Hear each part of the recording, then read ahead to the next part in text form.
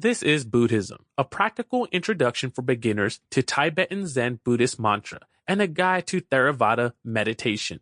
Written by Adam Brown. Read by Matt Montanez. Introduction. I want to thank you and congratulate you for downloading the book, Buddhism, a practical introduction for beginners to Tibetan Zen Buddhist mantra and a guide to Theravada meditation. This book will be your guide to understanding the fundamentals of Buddhism. Millions of people follow Buddhist studies, but there are still many people in the Western culture that are unfamiliar with Buddhism. It is a religion that dates back thousands of years and has helped many people overcome their suffering and has taught countless others how to help end the suffering of their fellow men.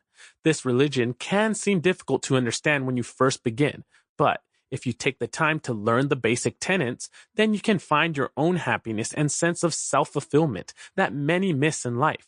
This book will be the start of your journey. Thanks again for downloading this book. I hope you enjoy it. Chapter 1. What is Buddhism? What is Buddhism?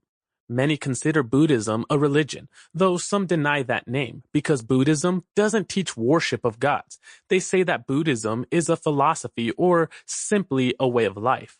This distinction between religion and philosophy is one that originated among Western commentators, as the distinction between the two isn't clear in Asia, where it originated. The truth is that it has around 500 million followers according to some sources, making it the third largest religion, if we could call it like that, in the world. The name Buddhism comes from the title given to Siddhartha Gautama by his followers. They called him the Buddha. That means the awakened one, or the enlightened one. Siddhartha Gautama lived in northern India around the year 500 BC. The exact date of his birth is not known. He was a prince of the Shakya tribe. He is known commonly throughout the Buddhist world as Shakyamuni, the sage of the Shakya. These are the only historical facts we have about the Buddha. To learn about his teachings and his life, we must now look at him through Buddhist eyes. According to tradition, he lived as a prince in the palace until he reached the age of 29. His father overprotected him. He didn't saw any kind of pain or suffering during his life in the palace. However, at that point in his life, he witnessed for the first time the misery of the human condition. He saw a sick person, an old man, and a dead body. He asked his servant about that, and he said that we are all destined to suffer that.